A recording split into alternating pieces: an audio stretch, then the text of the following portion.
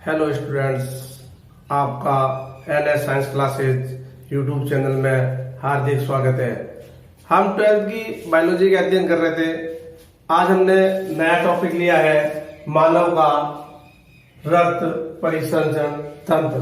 जैसा कि नाम से स्पष्ट हो रहा है, मानव के अंदर रक्त यानी ब्लड, परिसंचरण तंत्र यानी circulatory system, human blood circulatory system of human.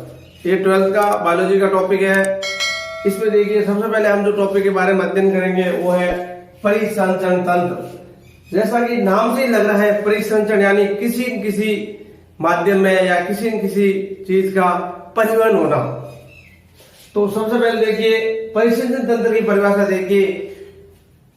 परिभाषा के रूप में देखिए, मानव व अन्य कशेरुकी प्राणियों के शरीर में यानी ह्यूमन और कशेरुकी प्राणी मतलब वर्टिब्रेट एनिमल्स के शरीर में विभिन्न पोषक पदार्थों को जैसे गैसों एवं अन्य उत्सर्जित पदार्थों के परिवहन हेतु एक सुविकसित अंग या समूह पाया जाता है, जिसे सर्कुलेटरी सिस्टम या परिसंचरण तंत्र कहते हैं। अर्थात अधिकांश जो बहुकोषीय जीव होते हैं उनके अंदर गैसों का आदान प्रदान या किसी तरल पदार्थ के आदान प्रदान से सिस्टम से पूरे शरीर में परिवहन कराने का विधि परिसंचरण तंत्र कहलाती है। परिसंचरण तंत्र के क्या कार्य हैं? परिसंचरण तंत्र के मुख्य रूप से 3-4 प्रकार के कार्य हैं। जैसे पहला है पोषक पदार्थों का परिवहन करना। जैसे कि हमारे शरीर में पोषक पदार्थ ग्लूकोज, विटामिन, वसीय अम्ल आदि का अवशोषण कर और शरीर के विभिन्न भागों तक पहुंचाने का कार्य रक्त परिसंचरण तंत्र के द्वारा होता है। दूसरा आता है नाइट्रोजन का परिवहन। नाइट्रोजन में जैसे यूरिक अम्ल है, यूरिया है आदि नाइट्रोजनी पदार्थों का परिवहन भी परिसंचरण तंत्र के द्वारा होता है। तीसरा कार्य आता है परिसंचरण तंत्र का, इंपॉर्टेंट है, हार्मोन्स का परिवहन। हमारे शरीर में अंतःस्रावी ग्रंथियों से निकलने वाले हार्मोनों का परिवहन भी परिसंचरण तंत्र के द्वारा होता है। चौथा आता है इंपॉर्टेंट ऑक्सीजन का परिवहन। हमारे शरीर के अंदर श्वसन तंत्र पाया जाता है, जिसमें फेफड़े पाए जाते हैं। फेफड़े रक्त और ऑक्सीजन को मिलाकर पूरे शरीर में भेजने का जो काम करते हैं वो परिसंचरण तंत्र के द्वारा ही होता है। परिसंचरण के कार्य के बाद में परिसंचरण तंत्र के प्रकार। बड़े बड़े रूप में परिसंचरण तंत्र अत्यधिक मुख्य रूप से 2 प्रकार का पाया जाता है। फर्स्ट आता है खुला परिसंचरण तंत्र और दूसरा आता है बंद परिसंचरण तंत्र। खुले को ओपन सर्कुलेटरी सिस्टम, बंद को क्लोज्ड सर्कुलेटरी सिस्टम कहते हैं। खुला परिसंचरण तंत्र में अगर परिभाषा की बात करें तो रुधिर एक निश्चित नलिकानुमा संरचना में नहीं बहता, अर्थात इसमें कोई नलिका नहीं होती। रुधिर ऊतकों में खुला ही घूमता है, अर्थात ऊतकों के मध्य प्रवाहित होता रहता है। इस परिसंचरण तंत्र में न्यूनतम रुधिर दाब एवं गति होती है, यानी समय अंतराल ज्यादा लगता है तथा परिसंचरण चक्र की जो क्रिया है वो कम समय में पूरी हो जाती है, क्योंकि नलिका नहीं है। रुधिर अपने मनचाही स्थिति में जहां भी घूमना है घूमकर वापस आ जाता है। और इस प्रकार का खुला परिसंचरण तंत्र अधिकतर आर्थ्रोपोडा संघ, मोलस्का, कीट, तिलचट्टे आदि में पाया जाता है। दूसरे प्रकार का जो है बंद परिसंचरण तंत्र, जिसको बोलते हैं क्लोज्ड सर्कुलेटरी सिस्टम। ये जैसे कि नाम से ही पता चल रहा है कि बंद, अर्थात इसमें नलिकाएं बंद होती हैं। इस तंत्र में संवहनी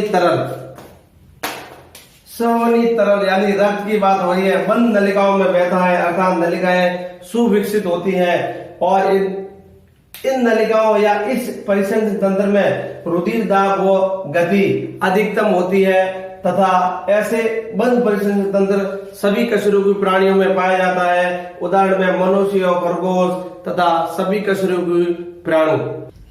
परिसंचरण तंत्र के प्रकार के बाद में मानव परिसंचरण तंत्र। मानव परिसंचरण तंत्र में आपको जैसा पता है, मानव में बंद परिसंचरण तंत्र पाया जाता है, वह दोहरा परिसंचरण तंत्र। मानव में बंद व दोहरा परिसंचरण तंत्र पाया जाता है। यह परिसंचरण तंत्र दो मुख्य अवयवों से मिलकर बना होता है, जिसमें फर्स्ट अवयव है रुधिर यानी ब्लड और दूसरा है लसिका यानी लिम्फ। इन्हीं दो अवयवों के आधार पर मानव परिसंचरण तंत्र दो भागों में बांटा हुआ है, जिसमें फर्स्ट है रुधिर परिसंचरण तंत्र, इंग्लिश में कहें तो ब्लड सर्कुलेटरी सिस्टम। दूसरा जो है वो है लसिका परिसंचरण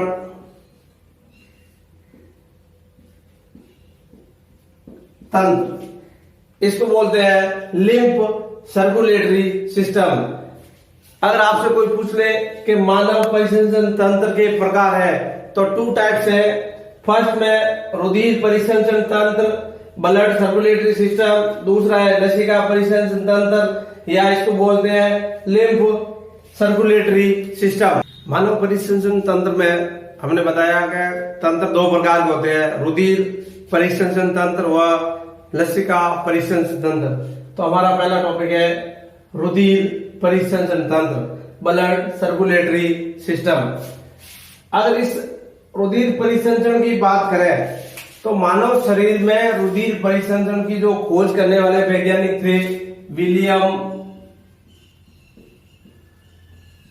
विलियम हार्वे, वह एनसीईआरटी बुकों में नया नाम दे दिया है मार्सेली मेलपीजी।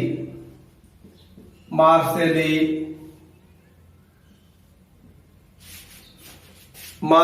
मेलपीजी। सन की बात करें तो 1628, यानी इसकी खोज विलियम हार्वे व मार्सेली मेलपीजी ने 1628 में की। इस रुधिर परिसंचरण तंत्र को हृदय श्रवणी तंत्र भी कहते हैं। हृदय श्रवणी तंत्र यानी कार्डियोवास्कुलरी सिस्टम, क्योंकि हृदय श्रवणी तंत्र इसलिए कहते हैं कि मानव शरीर में रुधिर का अत्यधिक श्रवण या कह सके रुधिर का संपूर्ण परिवहन करना वो हृदय के द्वारा होता है, इसलिए इस सिस्टम को हृदय श्रवणी तंत्र भी नाम दिया गया है।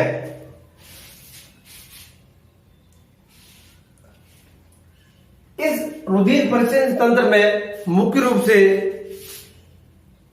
रुधिर का परिवहन होने के कारण रुधिर को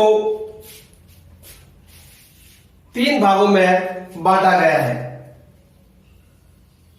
इस पूरे सिस्टम को 3 भागों में बांटा है। सबसे पहले इसमें अध्ययन करते हैं रुधिर, सेकंड आता है हृदय, थर्ड आता है रुधिर वाहिनिकाएं, अर्थात ब्लड हार्ट और ब्लड वेसल्स, रुधिर वाहिकाएं या रुधिर नलिकाएं कहते हैं।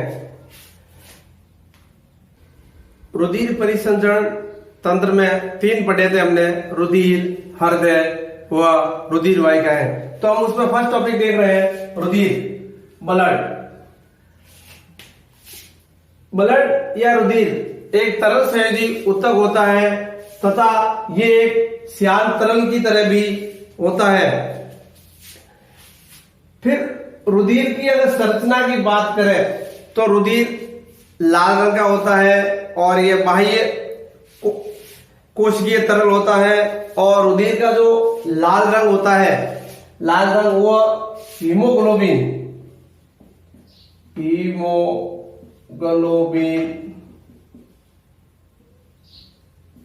के कारण होता है, जो कि एक प्रोटीन होती है। अगर आपसे पूछ ले रक्त का लाल रंग किस प्रोटीन के कारण होता है, तो उसका आंसर हो जाएगा हीमोग्लोबिन नामक प्रोटीन के कारण रक्त का रंग लाल होता है। तथा अगर इसकी प्रकृति की बात करें तो ये कुछ जल से कुछ भारी होता है तथा क्षारीय प्रकृति का होता है। और इसकी पीएच की बात करें, पीएच तो 7.4 रुधिर का पीएच होता है। तथा अगर रुधिर के अध्ययन की बात करें कि रुधिर के अध्ययन को क्या कहते हैं, रुधिर के अध्ययन को हीमेटोलॉजी कहते हैं। और अगर इस रुधिर निर्माण की बात करें तो रुधिर का निर्माण अस्थि मज्जा में होता है, यानी वयस्क लोगों में तो रुधिर का निर्माण अस्थि मज्जा अर्थात बोन मैरो में होता है। तथा भ्रूण अवस्था यानी जब गर्भावस्था में शिशु होता है तब भ्रूण अवस्था में रुधिर का निर्माण यकृत यानी कि लीवर, प्लिया यानी स्प्लीन से होता है। तथा रुधिर की मात्रा की बात करें कि रुधिर मानव में कितना पाया जाता है, 5 से 6 लीटर। स्वस्थ व्यक्ति में 5 से 6 लीटर। और अगर प्रतिशत की बात करें तो वो प्रतिशत में आ जाएगा 7 से 8%। किसके? भार के। मानव भार का जो प्रतिशत है 7 से 8, उसमें खून हो जाएगा। रुधिर की संरचना के बाद में रुधिर के घटक यानी कंपोनेंट्स ऑफ ब्लड। तो सबसे रुधिर में जो सर्वाधिक मात्रा में जो पाया जाता है पदार्थ उसको कहते हैं प्लाज्मा। और इस प्लाज्मा का अगर रुधिर के अंदर मात्रा की बात करें या आयतन की बात करें तो ये 55% भाग पाया जाता है जो कि निर्जीव भाग होता है।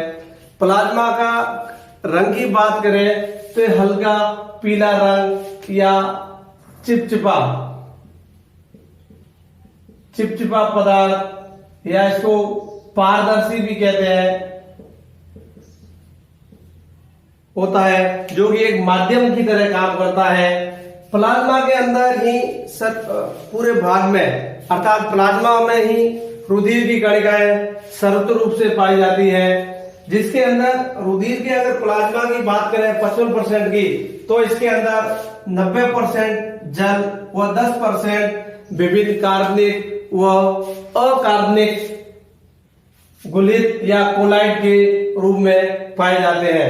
अगर हम कार्बनिक पदार्थों की बात करें, प्लाज्मा में कार्बनिक पदार्थ कितना पाया जाता है? प्लाज्मा में जो कार्बनिक पदार्थ जो प्लाज्मा प्रोटीन में पाई जाती है वो है 7 से 8%।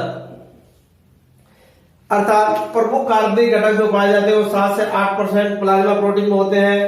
अकार्बनिक अगर प्लाज्मा प्रोटीन की बात करें तो ये लगभग 1% अर्थात 0.9% के आसपास पाए जाते हैं।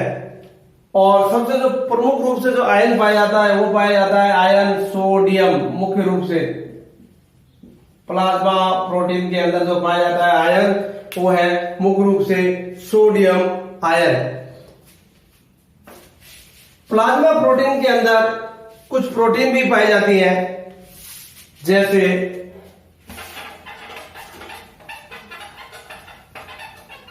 जो प्रोटीन पाई जाती है उनमें सबसे इंपॉर्टेंट है फाइब्रोनोजन।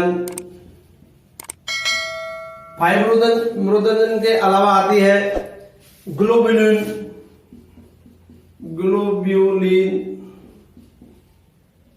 और एक प्रोटीन और आती है ग्लोब्यूलिन के बाद में एल्ब्यूमिन।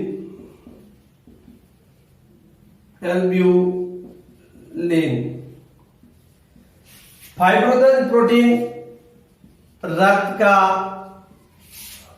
थक्का बनाने के लिए उत्तरदायी होती है तथा इसका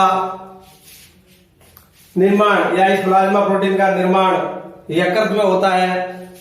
ग्लोबुलिन और एल्बुलिन मानव में तथा कुछ जीव जंतुओं के अंडों में पहचाने जाने वाली प्रोटीन एल्बुमिन है और ग्लोबुलिन भी एक प्रकार की प्रोटीन है। अधिकतर इन प्रोटीनों का निर्माण यकृत में होता है। प्लाज्मा प्रोटीन के बाद में रुधिर के घटक में जो दूसरी आती है वो आती है रुधिर कणिकाएं, ब्लड कार्बल्स कहते हैं इनको।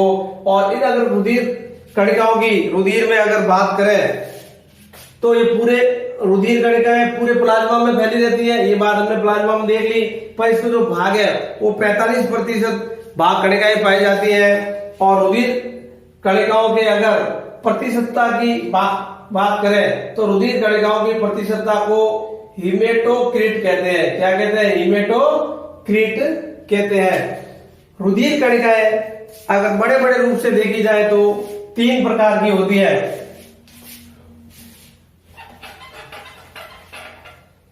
तीन प्रकार से कौन कौन सी है रुधिर कणिकाएं? 3 प्रकार है। 3 प्रकार से है। सबसे पहले आरबीसी, दूसरी है डब्ल्यूबीसी, तीसरी है रुधिर पट्टिकाणु। रुधिर पट्टिकाणु जिसे प्लेटलेट्स भी कहते हैं। इन रुधिर कणिकाओं का हम नेक्स्ट वीडियो में डिटेल वाइज अध्ययन करेंगे। तब तक के लिए आप NS साइंस यूट्यूब चैनल को देखते रहिए, सब्सक्राइब कीजिए, अपने दोस्तों में आगे शेयर कीजिए। आप कमेंट्स बॉक्स में लिखकर मुझे बताएं कि आपको ये वीडियो कैसे लग रहे हैं, इनकी पढ़ाई का स्तर क्या है, और अपने दोस्तों में भी इसे शेयर करें। धन्यवाद।